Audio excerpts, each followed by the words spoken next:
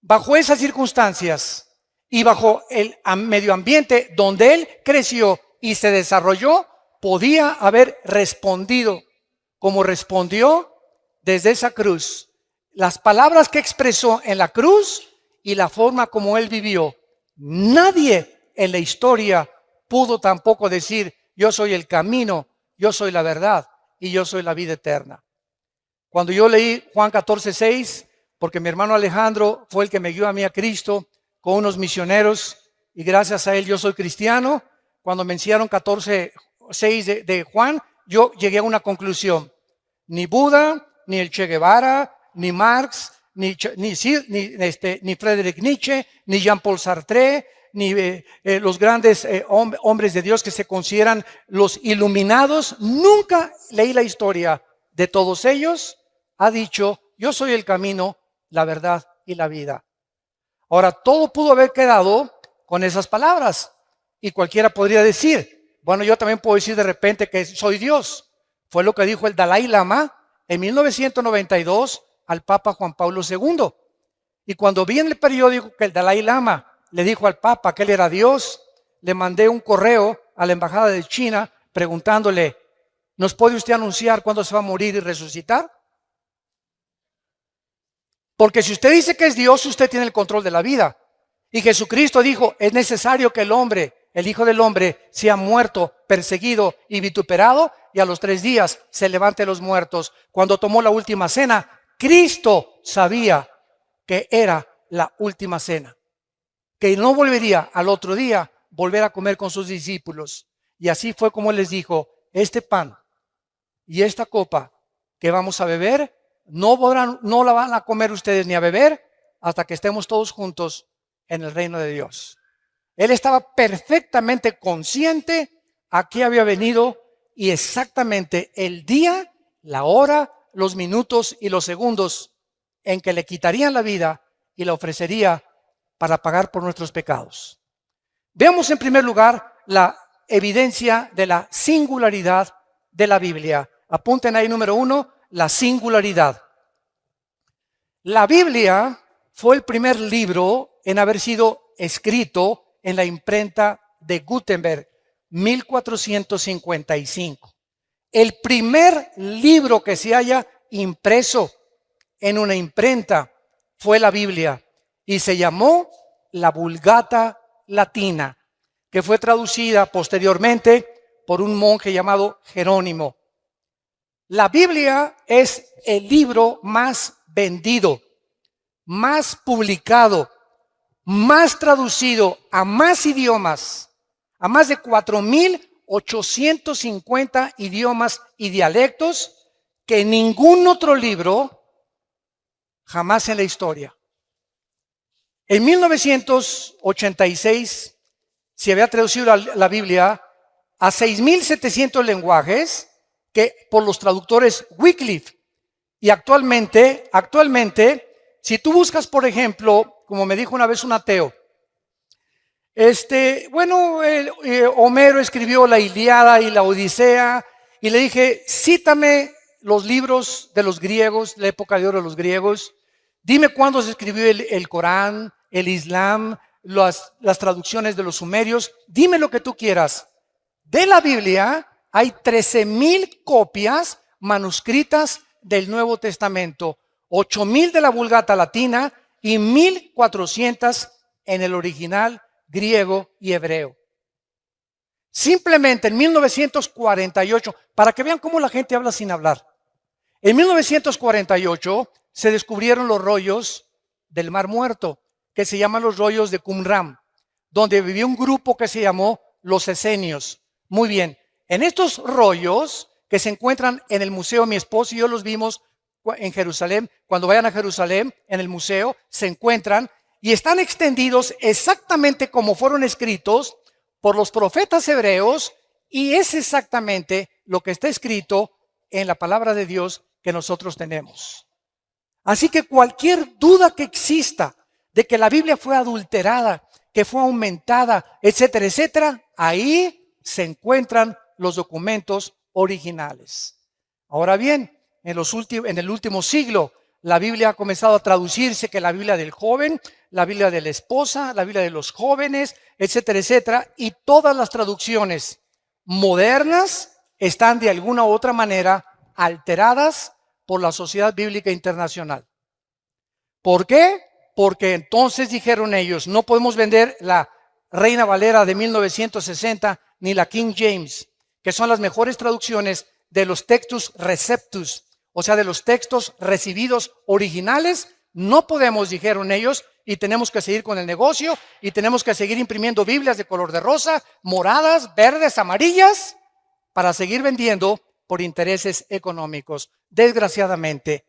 Entonces, una de las peores versiones que hay se llama la Nueva Versión Internacional, que sustrajeron 26 versículos del Nuevo Testamento. Yo no se lo recomiendo a nadie. Entonces, esto nos muestra claramente, ¿verdad?, el ataque que la Biblia tiene. Por ejemplo, después de su muerte, un hombre que se llamó François Voltaire, en 1778, un ateo agnóstico que persiguió a la Biblia y a los cristianos en Francia, dijo lo siguiente antes de morir: la Biblia jamás podrá, después de mi muerte, pasar a la historia y nadie la volverá a publicar. Cuando se murió, la casa de Voltaire se convirtió en la imprenta más grande de Biblia de Europa. Coincidencias del destino. Veamos a continuación su unidad. La Biblia es un compendio de 66 libros. Vean esto, son 66 libros que hacen un solo compendio. Estos 66 libros fueron escritos en 1500 años. En 1500 años. El último libro que se escribió en el siglo I después de Cristo fue el libro del Apocalipsis. Estos 66 libros fueron escritos por más de 40 hombres diferentes. Unos fueron reyes, otros campesinos, pescadores, poetas, granjeros, médicos como Lucas, oficiales del gobierno y ministros de Hacienda como Isaías, etcétera, etcétera. Sin embargo, la grandeza y la peculiaridad y la consistencia que mantienen estos 66 libros es de carácter sobrenatural. Déjenme explicarles. Hace algún tiempo vino a la casa de ustedes un vendedor de enciclopedias. Y pásele, le dije, porque me encanta mucho, siempre me ha gustado mucho la lectura, a ver qué me puede usted ofrecer. Y pues ahí sacó su laptop y ya me mostró las nuevas versiones del Tesoro de la Juventud, Enciclopedia Británica, bla, bla, bla, bla.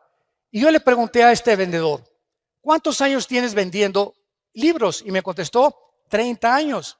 Dije, hijo, toda tu vida la has dedicado a vender libros. Y realmente trae una enciclopedia en su laptop de todos los volúmenes casi más leídos y más de más cultura en el mundo. Y le hice una pregunta. Entre estos 30 años que tú tienes vendiendo libros, ¿tendrás por ahí de casualidad 3 libros que se hayan escrito en años diferentes por 3 autores diferentes y que coincidan en su pensamiento? Se metió a su laptop, comenzó a bajar ahí y me dijo después de 20 minutos, señor Alducin, no encuentro tal cosa en la historia de la literatura. Entonces me fui a mi oficina, saqué de mi escritorio la Biblia y le dije, aquí no son 3 libros, son 66 libros escritos por más de 1500 años, por más de 40 hombres, y los 66 libros mantienen del Génesis al Apocalipsis la misma línea, la vida del Hijo de Dios. Desde Génesis 1, escuchen esto, hasta el Apocalipsis, la línea que une a todos los 66 libros es la persona de Jesucristo. Les doy un ejemplo, un botoncito de muestra. Génesis 1:1 dice así: Bereshit Elohim ha-samayim ha-eretz, en el hebreo, que significa, en el principio, Dios hizo los cielos y la tierra. Muy bien, Génesis 1:1 tiene 7 letras en el original hebreo. Tiene 7 palabras en el original hebreo. El número 7 en la Biblia es el número de la perfección. Muy bien, de estas 7 que tiene, el de en medio de Génesis 1 es el símbolo del menorá, que es el candelero que aparece en Apocalipsis.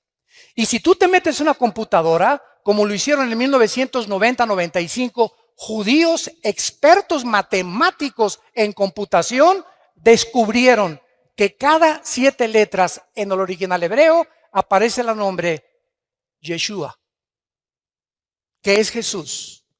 Y estamos hablando de algo que se escribió hace 4500 años. Por más que hubieran tenido computadoras y hubieran sido genios de la literatura, nadie podía haber acomodado tal fraseología en la Biblia, la palabra de Dios. Ahora veamos a continuación algunas evidencias científicas, señores científicos que nos visitan y los que nos escuchan a través ahorita por el internet y las redes sociales. En el Génesis capítulo 1, entendemos nosotros que la Biblia es el único libro que nos ofrece cómo fue hecho el universo. Los científicos, óiganlo muy bien si hay estudiantes de universidad aquí o profesionistas, nunca la ciencia jamás podrá darnos la explicación de lo que sucedió en el origen del universo. Porque para que sea científico tiene que ser repetitivo. Nadie nos podrá explicar de dónde venimos. Y como la ciencia no puede retroceder a millones o miles de años en el pasado, los científicos también especulan, también teorizan, también tienen hipótesis, también son filósofos. Por eso se llama la teoría de la evolución. Y pues cuando tú hablas con un ateo o vas a la universidad y no han leído la Biblia tus maestros, ¿qué les queda para poder explicar de dónde venimos? Y te dicen que tu abuelita fue chita. Que somos el proceso de una selección natural, que los dinosaurios se convierten en conejos, los conejos en changos, los changos en dinosaurios, los leones en pumas, los pumas en perros, los perros en gallinas. Y esto, escuchen esto ni científica ni biológicamente es posible. La biología y las leyes de la física demuestran que es imposible la evolución. ¿Pero por qué? La siguen enseñando en las escuelas a nuestros hijos porque no tienen otra opción. Y si la tuvieran, tendría que ser la Biblia y tendrían que convertirse a Jesucristo. Y su soberbia intelectual no les permite aceptar las evidencias, aunque ellos ni siquiera se han preocupado en buscarlas delante de Dios. La Biblia dice que el primer día Dios hizo la luz, el segundo día el firmamento, el tercer día la tierra y el mar, el cuarto día el sol, la luna y las estrellas, el quinto día los peces y las aves, y en último lugar, la obra de arte de Dios fuimos nosotros. Porque ni los perros, ni los cocodrilos, ni los changos, ni los conejos, ni las jirafas fueron hechas a imagen y semejanza de Dios. En esto precisamente radica la dignidad del ser humano. Que no somos animales, que hay un propósito, que sabemos de dónde venimos, que tiene un propósito en nuestra vida y sabemos a dónde dirigirnos, y que después de la muerte seguiremos existiendo por toda la eternidad. Ahora, muchas personas me han preguntado, ¿cómo es posible que el primer día Dios haya hecho la luz cuando hasta el cuarto día apareció el sol, la luna y las estrellas? No. La Biblia se contradice y es imposible que esto haya sido. Ya ve, la Biblia no es la palabra de Dios. Espérame tantito. ¿Tú sabes qué es la luz? La luz es un fluido de electrones o un tipo de electromagnetismo. Y la luz hasta el siglo XXI no se ha podido definir claramente con el aspecto científico. Entonces, ¿qué quería decir Dios? Y Dios dijo que sea la luz y fue la luz. La luz es el espectro electromagnético que rodea la Tierra y que hace posible la comunicación entre los seres humanos y los animales. Si nos vamos en un cohete y nos salimos de la Tierra a la Luna, nos tenemos que llevar escafandras, porque allá arriba le puedo decir, ¿verdad? Pancho, ¿me oyes? ¿Por qué? Porque la luz no se transmite en sonidos fuera de la estratosfera.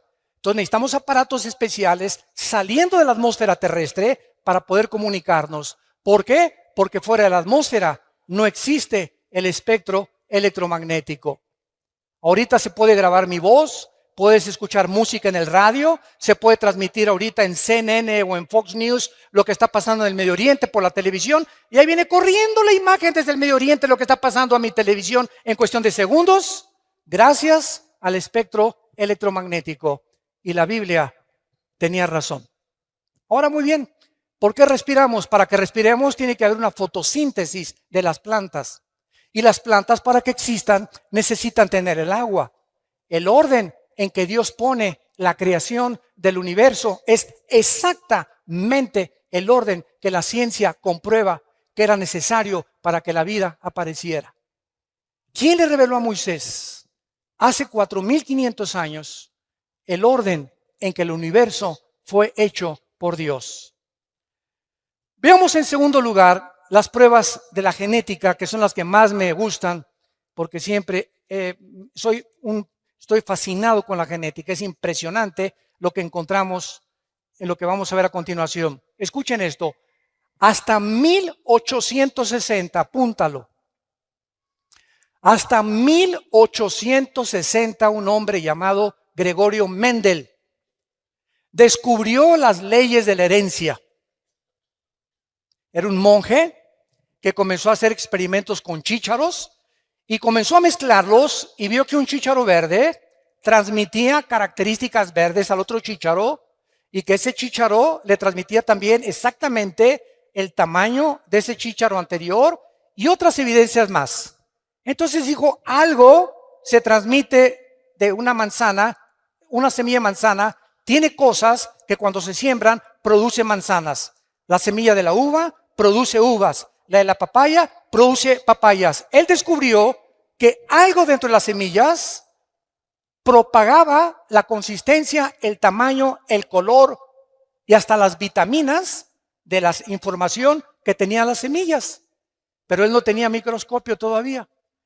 Y hasta 1954, el doctor James Watson gana el premio Nobel cuando descubre el ácido desoxirribonucleico, el ADN.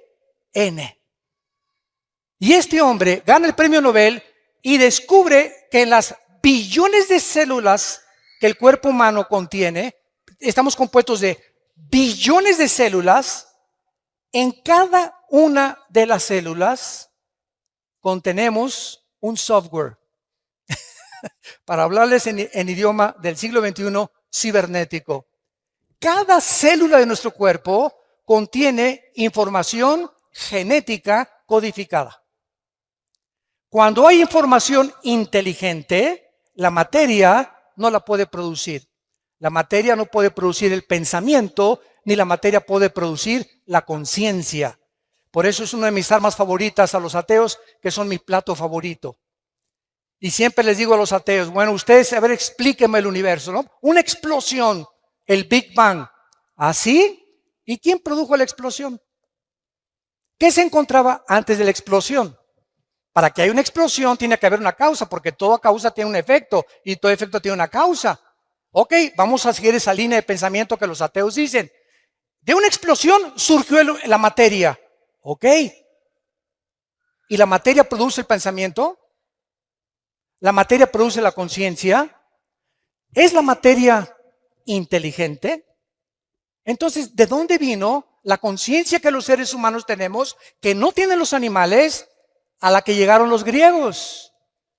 Aristóteles, Sócrates, Demóstenes eran más inteligentes que los ateos del siglo XX, porque los griegos del siglo de 150 antes de Cristo, escuchen lo que dijeron. Pienso, luego existo. Existo, luego vivo. Vivo, tiene que haber una causa. Esta causa no puede estar dentro de mí. Esta causa tiene que estar fuera de mí. Yo no sé cómo se llama la fuerza, el poder, un dios o muchos dioses, pero fuera de nosotros no tenemos la causa de nuestra existencia. Forzosamente tiene que haber un Dios.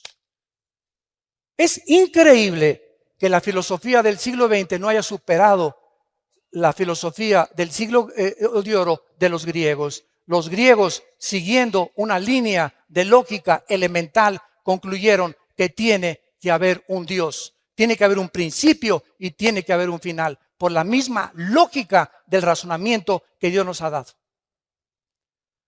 Ahora bien, cuando nosotros vemos en Génesis 1, versículo 11 y 12, las leyes de la genética, que antes de 1860, estamos hablando casi 5,000 años antes de que se descubrieran las leyes de la herencia y casi 6,000 años antes que se descubrieran las leyes del código genético hereditario o el ADN en 1954 por el doctor Watson y el doctor Crick, que fue una pareja de científicos. Dice así la Biblia: después dijo Dios, Génesis 1, versículo 11, produzca la tierra hierba verde, hierba que dé semilla, árbol de fruto que dé fruto, según su género, que su semilla esté en él, sobre la tierra, y fue así.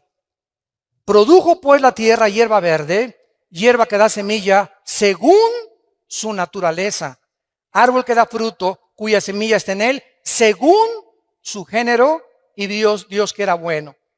Versículo 21, y creó Dios los grandes monstruos marinos y todo ser viviente que se mueve, que las aguas produjeron según su género, y toda ave alada según su especie, y vio Dios que era bueno. Cuando nosotros leemos esto en el siglo XXI, otra vez, y la Biblia se adelantó al periódico y a los descubrimientos científicos de mañana en la mañana. La Biblia es más moderna que el periódico de mañana en la mañana. La Biblia ya establecía las leyes de la genética, que una semilla de uva tiene un código genético que determina que cuando se siembre crezca no como plátano, ni como naranja, ni como papaya, sino que crezca con las características de la información que ahí le pusieron el que creó esa semilla. Y además esa semilla trae características antioxidantes para que los seres humanos cuando coman uvas sepan que están tomando antioxidantes. A las semillas de las naranjas tiene un código informativo, un software que Dios les puso para que cuando se siembre den exactamente según la naranja, las características de la naranja, las vitaminas de la naranja, el color y el tamaño de la naranja, y no plátanos ni papayas. Y cuando Dios hizo al ser humano con espermas del género masculino y a la mujer con cromosomas del género femenino. Y encontramos algo maravilloso, que Dios, les he preguntado esto a mucha gente, ¿quién piensan ustedes que fue primero, el hombre o la mujer? Y todos contestan y voltean a ver a su mamá. Todos aquí, no hay nadie que no haya tenido mamá. No, entonces me contestan, es lógico que Dios haya hecho primero a la mujer. Sin embargo, la Biblia no nos lo explica de esta manera. Y cuando se descubren las leyes de la genética, nos sorprendemos las evidencias científicas, no teorías, con que está avalada y respaldada el registro de la palabra de Dios. ¿Se acuerdan cuando Dios creó a Eva? ¿De dónde la sacó? Muy bien. Primero Dios hace al hombre. Agarra el polvo de la tierra, así de lodo nos hizo a nosotros, varones. Así de lodo a los hombres, ¿verdad? Así toscos, bruscos. Y ya después de que hace a Adán como una estatua, Dios hace esto. Y Adán recibe algo que no recibió Chita, ni los gorilas, ni los rinocerontes, ni los pájaros, ni los perros, ni los gatos. El hombre recibe el aliento directo, infundido de Dios, porque dice Eclesiastés 3:11 que Dios pone desde ese momento la eternidad en el corazón humano. Dios sopla dentro de él algo que era de él, de Dios. Y por eso somos a imagen y semejanza de Dios. Y después de que Dios crea a Adán, pues lo lleva al huerto y lo pone a labrar el huerto y a poder sembrar en el huerto. Trae a todos los animales para que les ponga nombre. Y ya que Adán vio que Chita no podía ser su novia, ni la jirafa, ¿verdad? Ni ninguna leona, ni ninguna tigresa por ahí. Entonces Dios pone a dormir en capítulo 2 del Génesis a Adán y escuchen lo que pasa. Esto es impresionante. Adán duerme y Dios dice en la Biblia que saca una de sus costillas, porque la palabra en el hebreo es Selah, que significa costilla. Y de esa costilla, de ese material genético, saca al hombre. Muy bien. El hombre, para que entendamos esto, tiene 2 cromosomas, X y Y. Los que son médicos aquí nos lo pueden confirmar. El hombre tiene XY, la mujer tiene 2 cromosomas sexuales XX. La mujer no tiene el cromosoma que determina el género masculino. Cuando mi papá tuvo relaciones con mi mamá, el esperma que ovuló o fertilizó el huevo de mi mamá fue un Y y yo nací varón. Porque si hubiera sido el X, hubiera nacido mujer. Entonces, el cromosoma Y determina el género de los hombres. Y los hombres poseen ese cromosoma que las mujeres no tienen. Las mujeres tienen XX. Muy bien. Si Dios hubiera sacado a la raza humana del material genético de la mujer, la raza humana no se hubiera podido reproducir. Porque precisamente es en los huesos, en la médula de los huesos, donde se produce la sangre. Y es precisamente en la sangre donde viene la diferencia entre los cromosomas del hombre y la mujer. Si vas a un consultorio médico, a los laboratorios del Chopo, por ejemplo, y te hacen un examen de sangre, te dicen si eres hombre o mujer. En la pura sangre nada más. Ahora, pasaron miles de años y se le aparece el ángel a María. Y le dice a María, vas a ser mamá. Y María se espanta. ¿Cómo que si ni a Cancún nos hemos ido? ¿Verdad? ¿Cómo que voy a ser mamá? Espérame tantito, no te me adelantes. Y estamos comprometidos, no nos hemos casado. Y además, la ley judía dice que si yo me embarazo antes de casarme, hasta pedradas me pueden matar. Y el ángel Gabriel, en Lucas 1 y en el Evangelio de Mateo, le dice a María, María, no te preocupes. Dios va a engendrar en tu vientre a un hombre llamado, y le vas a poner por nombre Jesús. Ni José ni tú le van a poner el nombre. Y sabes una cosa, María, que ese ser que van a nacer no va a ser engendrado por José. José no se va a meter contigo. Muy bien, hace 2000 años que fue escrito esto en el Nuevo Testamento, nadie entendía por qué Cristo tenía que nacer virginalmente. ¿Por qué José no podía tener relaciones con la Virgen María? Simplemente porque el cromosoma Y de José venía infectado desde Adán. Porque por un hombre entró el pecado y el pecado se transmitió a través de toda la raza humana hasta nosotros. Todos los seres humanos, todos sin excepción, desde Adán, hemos nacido infectados por el pecado. Carlos Marx le decía la lucha de clases. Sigmund Freud, el problema del medio ambiente y la sexualidad infantil. William Shakespeare, el defecto trágico. Y muchos hombres han tratado de por qué el hombre es contradictorio en su comportamiento. ¿Por qué esa conducta autodestructiva con la cual nacemos? ¿Por qué a los niños no les enseñas a portarse mal? Desde que están chiquitos, un niño al año y medio es el más grande dictador de su casa. Un niño al año y medio, a los 2 años, ¿verdad? A los 3 años, no, no quiero mi juguete, quiero el de Pepito. No se hace eso, niño, no me hace berrinchito. Y vemos que hay algo dentro del ser humano que va en contra de toda autoridad, de todo lo que se les dice. Y se les enseña a portarse bien, porque el mal nacimos con él. El mal, como la Biblia lo explica claramente, de nosotros viene por herencia desde Adán hasta nuestros días.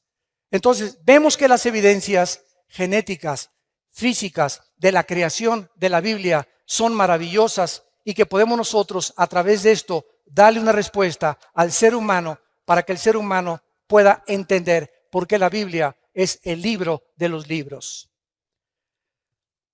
Hace 2300 años, antes de que Galileo Galilei, tu padrino, descubriera que la tierra era redonda, apúntalo. En el libro de Isaías 40, capítulo 40, versículo 22. 2300 años antes que Galileo, la Biblia ya decía que la tierra era redonda. Hay una ley en la física, todos ustedes que son de carácter universitario de la preparatoria, que se llama la ley de la entropía. Y todos ustedes, si ya pasaron la secundaria a la preparatoria o están en la universidad, forzosamente tienen que conocer que hay una ley que rige a todas las demás leyes, que se llama la ley de la primera y la segunda ley de la termodinámica. ¿Qué establecen estas leyes físicas? Precisamente que todos los procesos físicos, todos los sistemas ordenados, tienen con el tiempo a desordenarse. Nunca del desorden surge el orden. Esto es antifísica, sino que del orden surge el desorden. La evolución enseña que de lo menos vamos a más. Y la Biblia enseña que fuimos coronados como la creación máxima de Dios y estamos como los cangrejos en lugar de evolucionar. Claro que hemos evolucionado tecnológicamente y científicamente como criaturas físicas y como criaturas intelectuales, pero como seres humanos hemos hecho el ridículo porque estamos en el siglo XXI y ahorita, en noviembre del año 2015, el mundo está a punto de entrar a una tercera guerra mundial. ¿Dónde está el razonamiento? ¿Por qué no hemos podido vivir en paz? ¿Qué le pasa al ser humano? ¿De qué nos sirvió llegar a la luna? Y los experimentos y los descubrimientos, todo eso ha ensoberbecido al ser humano. Simplemente, profesando ser sabios, se hacen necios. Porque habiendo conocido a Dios, no le quieren glorificar como a Dios, ni le quieren dar gracias. El ser humano está envanecido en sus razonamientos. Su corazón ha entenebrecido y nos hemos creído dioses. Y por eso el mundo se encuentra como se encuentra. Por eso Estados Unidos legalizó el aborto en 1973. En junio de este año legalizaron los matrimonios gays, que es el síntoma más grande de descomposición de la familia en el mundo entero y de una nación. Porque la nación la forman las familias y las familias forman las naciones. Si la familia se desintegra, la nación no tiene ningún futuro. Y este es el punto al que hemos llegado porque no hemos querido aceptar a Dios. Antes de que las leyes de la entropía y de la termodinámica se descubrieran en el libro de Hebreos, capítulo 1, la Biblia escribió hace 2000 años la primera y la segunda ley de la termodinámica. Señores astrónomos, astrofísicos y físicos matemáticos que nos están escuchando en este momento. Y eso no te lo enseñan en tu universidad ni en tu escuela. Les da vergüenza reconocer que hay libros que superan los libros de física del siglo XXI del ser humano. Dice Hebreos 1, versículo del 10 en adelante. Y tú, oh Señor, en el principio fundaste la tierra. Los cielos son obra de tus manos. Ellos perecerán, mas tú permaneces. Todos ellos se envejecerán como una vestidura. Como un vestido los envolverás y serán mudados, pero tú eres el mismo y tus años no acabarán. Exactamente lo que estas leyes establecen, que todo se descompone, todo se oxida, todo se termina, todo se arruina, todos tenemos que meterle mantenimiento a un edificio, mantenimiento a mi coche, mantenimiento a mi persona. Estamos nosotros muriendo celularmente cada segundo. Todo el universo que está a nuestro alrededor está en proceso de descomposición. El Sol pierde millones de toneladas masa cada segundo, tal como la Biblia lo anunció hace 2000 años. Los cielos se envejecerán, todo se echará a perder, pero tú, Señor, eres el mismo a través de la historia. Y en último lugar, aunque tengo aquí más de 50 evidencias bíblicas, estas las compartí en Colombia, quiero mostrarles a ustedes las leyes médicas, también evidencias médicas, si hay médicos acá. Todos ustedes conocen la Enciclopedia Británica, muy bien. La Enciclopedia Británica, no la Biblia, la Enciclopedia Británica documenta que en 1845 había un hombre médico llamado Ignacio Semmelweis. Y este médico estaba aterrorizado porque de cada 100 mujeres que parían, se morían 70, 80 mujeres. Dijo, Dios mío, ¿pero qué está pasando? Somos médicos y nosotros tenemos que en lugar de que se nos mueran, salvarles la vida. Entonces este médico comenzó a leer el libro de Levítico, donde Dios le dio a su pueblo Israel las leyes de la sanidad, las leyes médicas, las leyes de la higiene que deberíamos de tener antes de que se descubriera la proliferación bacteriológica y microbiológica que existe en el aire. Por ejemplo, si tú ves a un perro que se hace chis en la calle o que se hace excremento en la calle, ese excremento tiene millones de bacterias que comienzan a subir en el aire y no las vemos. Y tú pasas y haces y respiras y ahí te estás metiendo, ¿verdad? Cantidad de bacterias a tu organismo, cantidad de microbios en tu organismo. Y por eso en Levítico, escuchen, Dios, antes de que se descubrieran la proliferación bacteriológica en el medio ambiente, Dios le dijo a Moisés, dile a tu pueblo que cuando hagan excremento lo entierren con un palo debajo de la tierra. Y Moisés dijo, pues ¿quién es? El Señor me dijo que le hiciéramos no y que lo tapáramos. ¿Y por qué? Pues quién sabe. Fueron miles de años los que pasaron hasta que se descubrieron la proliferación de bacterias. Bueno, este doctor que se encuentra registrado en la Enciclopedia Británica leyó Levítico 15, versículo 13. Y ahí descubrió este doctor el secreto de por qué las mujeres se estaban muriendo cuando los médicos las estaban atendiendo en los partos. Y dice así, cuando se hubiere limpiado de su flujo, el que tiene flujo contará 7 días después de la purificación y lavará sus vestidos. Escuchen esto. Y lavará su cuerpo en aguas corrientes, no en aguas estancadas, sino que les dijo Moisés, cuando se laven las manos para limpiarse de cualquier impureza, de semen, de flujo, de lo que sea, lávense las manos, pero tengan cuidado de nunca lavárselas en charcos, ni las pongan en cubetas y se laven ahí. Tiene que ser agua corriente. Y entonces el doctor Semmelweis, registrado en la Enciclopedia Británica, les recomendó a los doctores que se lavaran las manos antes de atender a las mujeres que iban a parir. Y el índice de mortalidad se redujo el 80%. Estaban ellos con sus manos de los tacos del pastor después, se metían a tratar de sacar a los bebés, infectaban a las mujeres y las mujeres se morían por infecciones de la cantidad y millones de bacterias y microbios que tienen las manos. La Biblia tenía razón y ya nos daba, antes de que se descubrieran las leyes de higiene, para que nosotros entendiéramos que ahorita que tú te vas y vas a comprar un taco, asegúrate de lavarte las manos.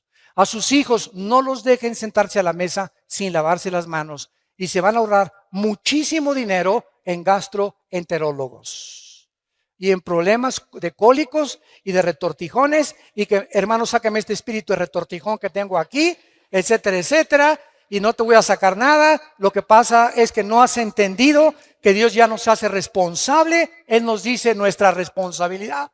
No se va a bajar el ángel Gabriel a lavarnos las manos. Esto forma parte de nuestro ritual diario. Me levanto, me lavo las manos. Antes de comer me lavo las manos. Voy a cocinar, me lavo las manos. Nunca le compren tacos ni tortas a ninguna persona que ustedes vean que reciben el dinero y que les hacen la comida. Nunca lo hagan.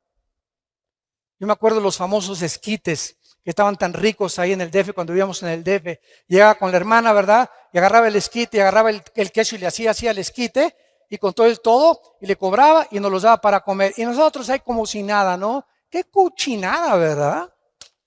Imagínense nada más agarrando todos los billetes y con eso manejando la comida.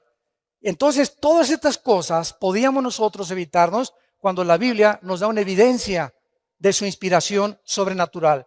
Y para terminar, ¿sabían ustedes que hasta 1970-80 se descubrieron las leyes del famoso colesterol? ¿Qué es el colesterol? El colesterol, nuestras venas son como tubos. Entonces, el corazón hace eso. Cada vez que hace el corazón, está bombeando sangre. La sangre corre por todas las arterias y todas las venas que llegan hasta la punta de mis pies y recorren hasta la punta de mi cerebro. Entonces, estas mangueras tienen que estar limpias. La sangre tiene que estar limpias. Pero cuando yo como carnitas, qué ricas, ¿verdad? Tacos al pastor, qué ricos. Camarones, qué ricos. Langosta, mucho más. Es la que más colesterol tiene. Y los alimentos que que degustamos y que creemos, ¿verdad?, que son buenísimos. Bueno, por ejemplo, un muchacho de 20, 25 años se puede comer 3 tacos al pastor a la semana y su condición física la va a resistir. Pero si pasamos de los 40 o llegamos al 5.º piso ya pasamos del 5.º piso, ¿verdad? ¿Qué es lo que hay que hacer? Cuidar nuestra dieta. Y lo más importante, el colesterol. Muy bien. Si yo no cuido el colesterol y como mucha grasa animal, o mucha carne, por ejemplo, o muchos camarones, o muchas cosas que Dios prohíbe en Levítico capítulo 11, mis venas, la tubería, se comienzan a bloquear. Entonces se aprietan las venas y el corazón hace... Comienza a bombear con más esfuerzo el corazón porque el colesterol está bloqueándome las venas y por eso sobrevienen los ataques cardíacos.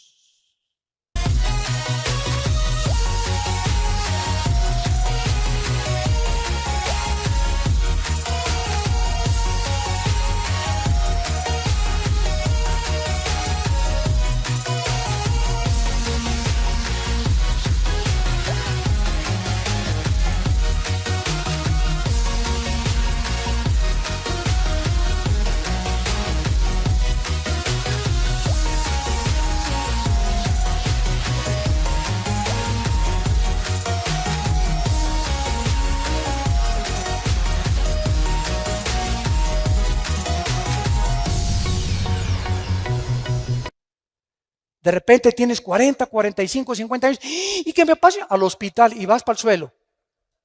Y te hacen un examen de sangre. Estás con el colesterol de más de 200 puntos, los triglicéridos más de 300 y la glucosa más de 100 puntos, que son los límites que debemos de tener. ¿Por qué? Porque estamos violando las leyes de la higiene que Dios estableció en su palabra. Todo nos es permitido, mas no todo nos conviene. Según la edad que tengamos, tenemos que tener más cuidado. La Biblia nos recomienda beber por lo menos 2 litros de agua diarios. No de Jamaica, no de horchata, no de durazno, agua. ¿Sabes qué es agua? Agua. Sin nada. Ahora, claro que puedes echarte tu horchata, lo que tú quieras, ¿no? Pero mínimo 2 litros de agua, agua natural, porque somos más del 80% de nuestro cuerpo está compuesto de agua, más el cerebro. Y el alimento privilegiado para el cerebro y para tener alerta el cerebro es el plátano. Un plátano diario te da el potasio y las características que necesitan tus neuronas del cerebro para que pienses bien y no sigas pensando en el Calimán ni en ricas y famosas. Santos de Dios, tenemos el libro, la palabra profética más segura a la cual haríamos bien en estar atentos.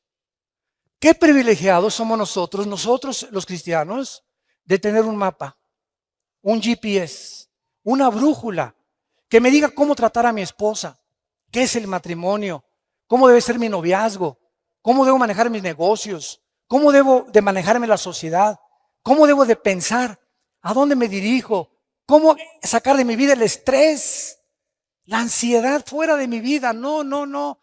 Confío en Dios, Él es mi Salvador, mi roca, mi castillo. Oh Dios, en ti confiaré. Fuera estrés de mi vida. Ahora sí he descubierto que el estrés es la enfermedad que produce el 60% de las dolencias físicas y mentales del ser humano. El estrés.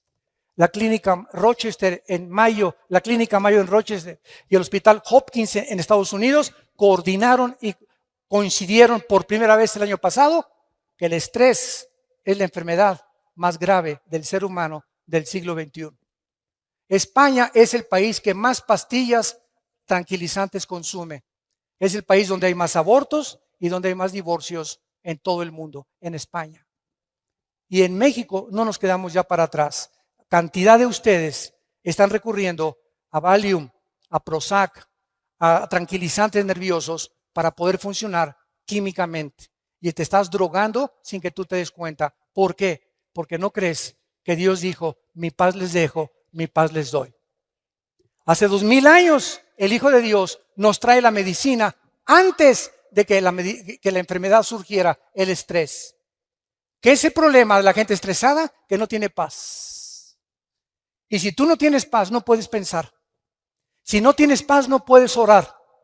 Si no tienes paz, no puedes venir a la Biblia. Porque como Pepita en Comal llegas, ¿verdad? Y el Espíritu Santo te dice, aplácate, sereno moreno primero. Tranquilino pino cocolino. Ya que te calmes, ya que te tranquilices, dice el Espíritu Santo, me podré comunicar a tu espíritu. Pero en el estado en que tú te encuentras, no vas a discernir la voluntad de Dios para tu vida. Por nada estén afanosos, sean conocidas sus problemas con toda oración y súplica en el Espíritu. Y la paz de Cristo, que sobrepasa todo entendimiento, guardará nuestros pensamientos y nuestros corazones en Cristo Jesús. Shalom, que tengan paz. Gracias por tu palabra, Señor. Gracias, Señor, por tu palabra.